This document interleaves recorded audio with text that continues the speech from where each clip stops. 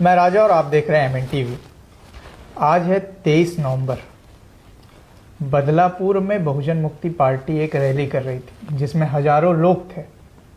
लोग सड़कों पर थे, रैली निकली और अचानक बीजेपी के कुछ गुंडे उनकी रैली में घुस गए। क्या है पूरी सच्चाई, उसको जानने के लिए आज हमारे साथ बहुजन मुक्ति पार्टी के युवा राष्ट्रीय अध्यक्ष माने सर मौजूद हैं हमारे चैनल पर। सबसे पहले तो सर आपका हमारे चैनल पर स्वागत है। सर, जैसे हमको जानकारी मिली कि आपकी पार्टी की एक रैली हो रही थी, उसमें अचानक बीजेपी के कार्यकर्ता बोले या गुंडे बोले, वो अचानक आपकी रैली में घुसते हैं और कुछ ऐसी गतिविधियां करने की कोशिश करते हैं। क्या है सारी सच्चाई?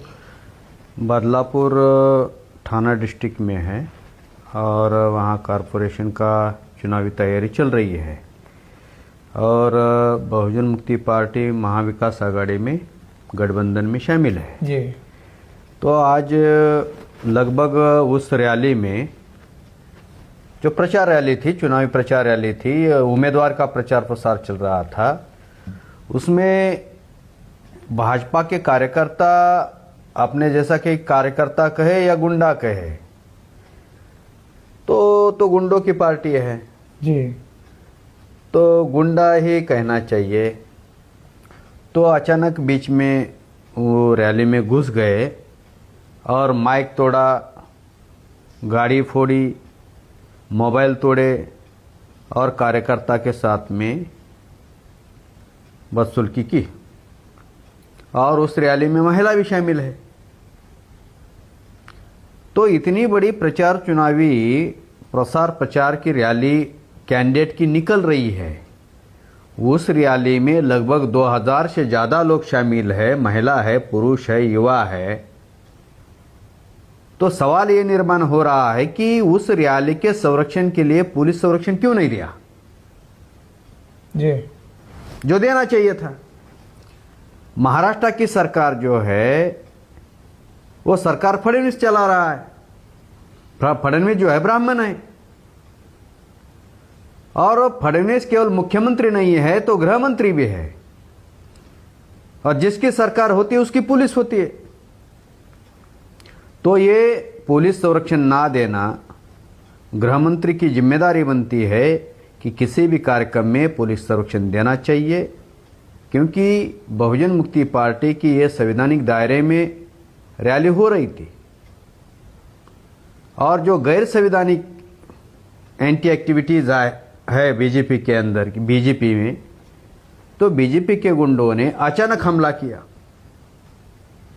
तो अभी कार्यकर्ता पूरे ताकत से उस पुलिस थाना पर गए हैं कि जो भाजपा के गुंडा है, जो गुंडागर्दी करते हैं, उनके ऊपर कड़ी कार्रवाई होनी चाहिए। अगर कड़ी कार्रवाई नहीं होती है तो फिर बहुजन मुक्ति पार्टी भाजपा के विरोध में आंदोलन छेड़ेगी। सर, अगर देखा जाए बहुजन मुक्ति पार्टी का जब कभी नाम आता है तो उसमें वामन मेश्राम साहब का भी नाम जुड़ता है। आपकी पार्टियों में वामन मेश्राम साहब के भी नारे लगते हैं। तो अभी हाल ही में आपने उत्तर प्रदेश के कई जिलों में देखा होगा कि वामन मेश्राम साहब के विरोध में ब्राह्मण महासभा खुद सड़कों पर आई और ज्ञापन देने का काम की। कहीं ना कहीं मेश्राम साहब का भी बड़े पैमाने पर विरोध हो रहा है, ऐसा नहीं लगता आपको? वामन मेश्राम साहब का विरोध इसलिए हो रहा है कि ब्राह्मणों को डर है जागृति से, ब्राह्मण जागृति से डरता है। और वामन मेश्राम साहब ने 48 इयर्स बहुजन समाज को जागरूक और उसको संगठित करने में लगाए हैं। अभी 625 जिलों में यह संगठन पहुंच गया है। मौत से तुम कहता है, अगर दुश्मन आपकी दखल नहीं लेता है तो आप दुश्मनों के कहीं भी नहीं हो। अगर दुश्मन आपकी दखल लेता है तो आपका फोर्स बढ़ रहा है। जब दुश्मन तुम्हारे ऊपर अटैक करता है तो दुश्मनों की व्यवस्था तोड़ने में आप सफलता अर्जित कर रहे हो जी। तो अभी वामन मेश्राम साहब सफलता की ओर आगे बढ़ रहे हैं और अल्पसंख्यक ब्राह्मणों का जो चरित्र है वो हिंसक है। आप देख रहे होंगे कि एससी एसटी ओबीसी के लोग, माइनॉरिटी के लोग उनके समर्थन में है नहीं। ब्राह्मण खुलकर सामने आ रहा है। पुतले भी जलाए। हाँ, पुतले भी जलाए। तो बाबा साहब का जलाया था आरएसएस के लोगों ने पुतले। और बाबा साहब का जो विचारों का आंदोलन है, वो विचारों का आंदोलन मेश्राम साहब चला रहे हैं जी। इसलिए मेश्राम साहब के भी पुतले जलाए जा रहे हैं। तो ब्राह्मण डरा हुआ है, क्योंकि ब्राह्मणों को अब एससी एसटी ओबीसी के लोग पत्थर उठाने के लिए नहीं मिल रहे हैं। रॉ का रिपोर्ट कहता है भारत में जो दंगे कम हुए, धार्मिक उन्माद कम हुआ, उसका कारण है वामसिक जी। तो मेश्राम साहब ने बयान भी दिए थे इन दिनों की 2030 तक भारत को दंगा मुक्त कर दूंगा। हाँ, आप देख रहे हो 20 साल में दंगे कम हो गए ना जी। उसका कारण है वामसिक, उसका कारण है मेश्राम साहब। तो हम ये कह रहे हैं कि ब्राह्मणों को भी अधिकार है, आंदोलन करे, वामन मेश्राम साहब के विरोध में करे जी। लेकिन मीडिया क्यों नहीं दिखा रहा, ये मुद्दा है। मीडिया डर रहा है। अगर वामन मेश्राम साहब को हाईलाइट करते हैं मीडिया, तो फिर जनसमर्थन जो है, लेकिन आज जो बीजेपी एक सवाल यहाँ पर खड़ा होता है कि कल के आए बहुत सारे नेता है, मीडिया उनको इतना हाईलाइट कर दिया है बड़े पैमाने पर पूरे देश में, लेकिन मेश्राम साहब का कहीं कोई मीडिया में कुछ मैं वही बोल रहा हूं कि वामन मेश्राम साहब को ब्राह्मणिकल मीडिया ने ब्लैकआउट किया है, हाइड किया है। लेकिन आप सोशल मीडिया पर देखते हैं जी, पूरा सोशल मीडिया को वामन मेश्राम साहब ने ऑर्गेनाइज वे में लाया। और अभी इलेक्ट्रॉनिक मीडिया हो, प्रिंट मीडिया हो, उनकी न्यूज जो है वो सोशल मीडिया पर डालनी पड़ रही है उनको। लेकिन एक ना एक दिन उनको दिखाना पड़ेगा। मैं आपको एक उदाहरण बताता हूं, नेपोलियन बोनापार्ट का। नेपोलियन बोनापार्ट एक तगड़ा लीडर था जी। तो वहां के मीडिया ने, फ्रांस के मीडिया ने नेपोलियन बोनापार्ट को भी हाइड किया था, ब्लैकआउट किया था। तो नेपोलियन बोनापार्ट पेरिस का दरवाजा तोड़कर अंदर आता है, पूरे ताकत के साथ में, फोर्स के साथ में, संगठित शक्ति के साथ में। तो एक लड़का सुबह के 5 बजे पेपर बांटता है। तो नेपोलियन बोनापार्ट तलवार के नोक पर वो पेपर उठाता है, तो उसका टाइटल था Napoleon welcome in Paris. Napoleon का पेरिस में स्वागत है। आज भारत का मीडिया, चाहे इलेक्ट्रॉनिक मीडिया हो, प्रिंट मीडिया हो, वामन मेश्राम साहब को जानबूझकर हाइड कर रहा है, ब्लैकआउट कर रहा है। लेकिन आने वाले 5 साल में देश का मीडिया वामन मेश्राम साहब के स्वागत के लिए खड़ा होगा। सर, अब बात करते हैं हम, बहुजन मुक्ति पार्टी एक पार्टी है जी। ये सवाल मेरा नहीं है, ये सवाल दर्शक से आया हुआ सवाल है, कमेंट बॉक्स में आया हुआ सवाल है कि बहुजन मुक्ति पार्टी जो महागठबंधन है उसमें कब शामिल होने वाली है या क्यों शामिल नहीं हो रही है? हाँ, ये मुद्दा जो है लोगों का, ये मुद्दा सही है जी। क्योंकि अभी आपने सवाल पूछा कि मेश्राम साहब को क्यों नहीं दिखाता मीडिया, वो तो हाइड करता है जी। मेश्राम साहब की मीटिंग अखिलेश यादव के साथ में हुई थी जी। मेश्राम साहब की मीटिंग तेजस्वी यादव के साथ में हुई जी। मेश्राम साहब की मीटिंग शरद पवार साहब के साथ में हुई, उद्धव ठाकरे जी के साथ में हुई। कई एससी एसटी ओबीसी के जो बहुजन नेता है उनके साथ में मेश्राम साहब की मीटिंग हुई। महागठबंधन में शामिल होने के लिए प्रादेशिक दल का कोई अवरोध है नहीं जी। तो अवरोध कांग्रेस का है। तो आपके भी मन में सवाल निर्माण हुआ होगा, प्रादेशिक दल का अगर अवरोध नहीं है तो कांग्रेस का कैसा अवरोध है जी। तो कांग्रेस जो है वो सेंट्रलाइज संगठन है, एक बीजेपी है, जो रूलिंग में है, जो सेंट्रलाइज है। दूसरी कांग्रेस है, वो रूलिंग में नहीं, अपोजिशन में है लेकिन सेंट्रल में है। तीसरा एक दल है, ना वो रूलिंग में है ना अपोजिशन में है, लेकिन अपोजिशन की भूमिका निभाने वाले पार्टी बहुजनों की सेंट्रलाइज बहुजन मुक्ति पार्टी है जी। तो कांग्रेस को ये डर है कि वामन मेश्राम साहब अगर महागठबंधन में शामिल होते हैं और महागठबंधन में कांग्रेस जो आज लीड कर रही है और सेंट्रल लेवल पर दूसरे नंबर पर है, तो वामन मेश्राम साहब महागठबंधन में शामिल होने के कारण कांग्रेस जो दूसरे नंबर पर है वो तीसरे नंबर पर चले जाएगी, वामन मेश्राम साहब दूसरे नंबर पर आएंगे।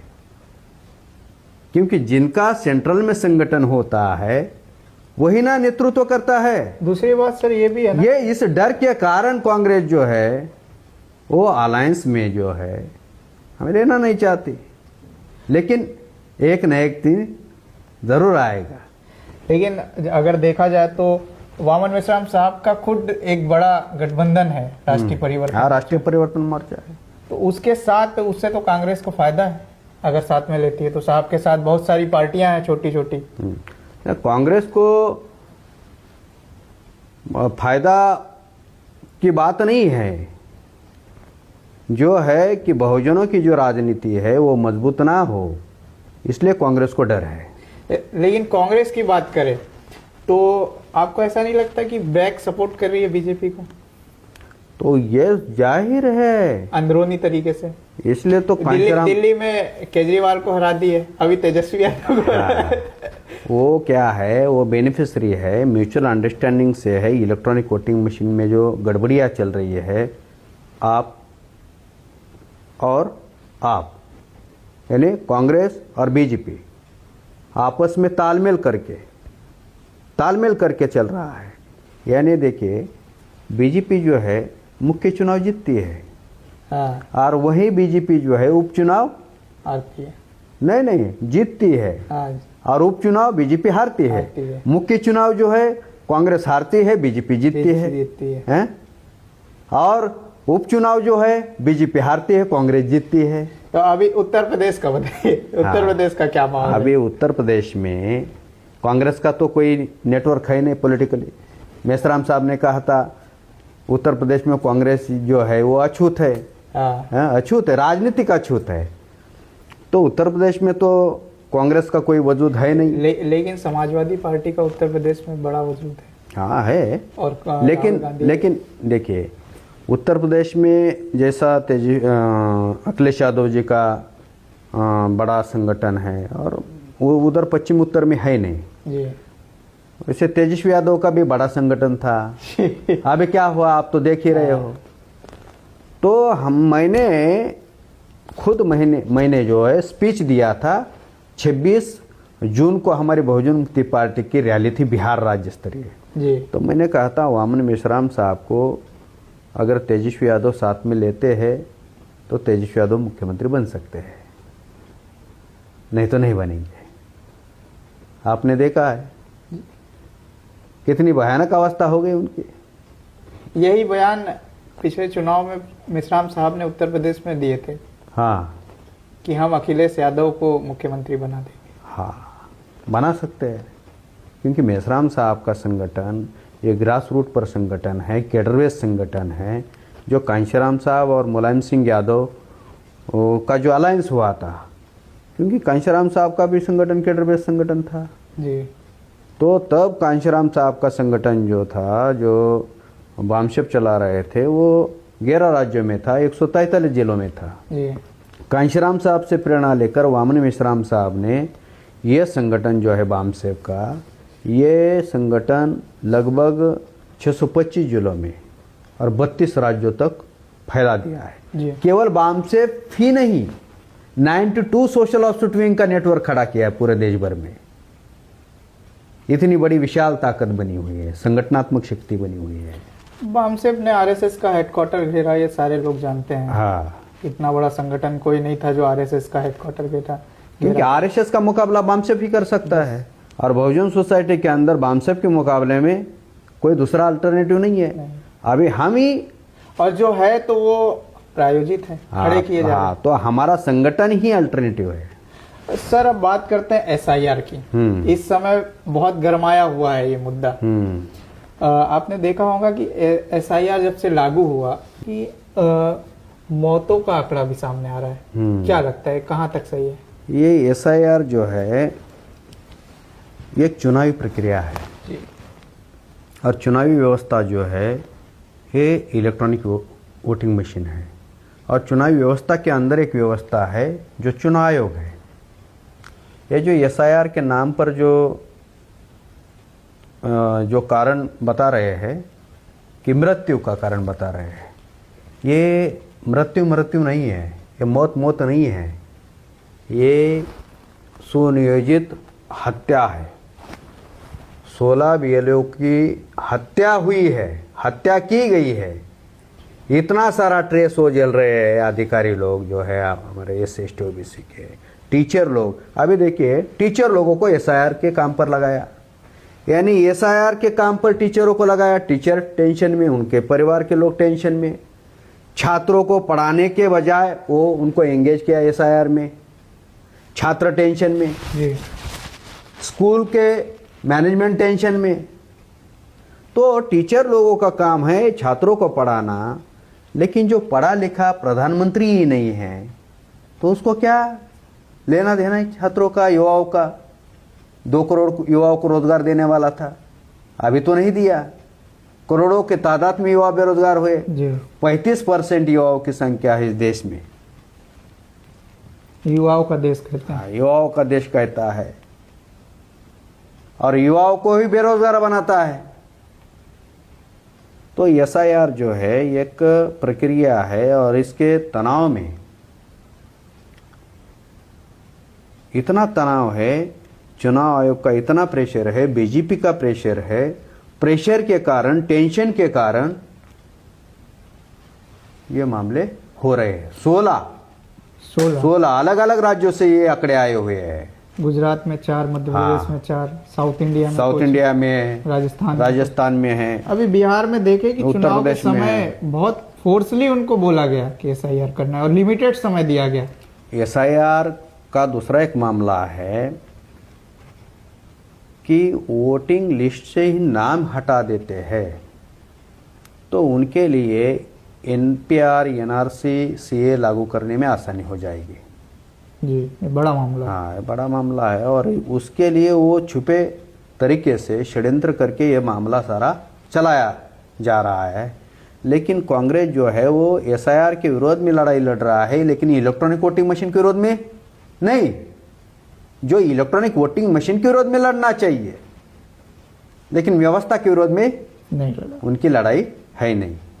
चुनावी प्रक्रिया और चुनावी व्यवस्था के विरोध में इस देश में केवल मात्र वामन मेश्राम साहब संगठन शक्ति के साथ में लड़ाई लड़ रहे हैं। अच्छा सर, ये जो अभी मौतें हुई, 16 मौत जो आंकड़े आए सामने, अब सच्चाई क्या है ये तो आप भी नहीं जानते और हम भी नहीं जानते। इसका जिम्मेदार आप किसको मानते हैं? इसका जिम्मेदार केंद्र सरकार है, चुनाव आयोग है। तो चुनाव आयोग को प्रेस कॉन्फ्रेंस करना चाहिए इस मुद्दे पर। नहीं कर रही ना, नहीं कर रही है। आप इस चीज को लेकर आंदोलन करेंगे अपनी पार्टी? हाँ, हम कर सकते हैं। हमारे साथ थे बहुजन मुक्ति पार्टी के राष्ट्रीय अध्यक्ष, युवा राष्ट्रीय अध्यक्ष अनिल मानेसर। सर, आपने अपना कीमती समय हमें दिया, इसके लिए बहुत बहुत धन्यवाद।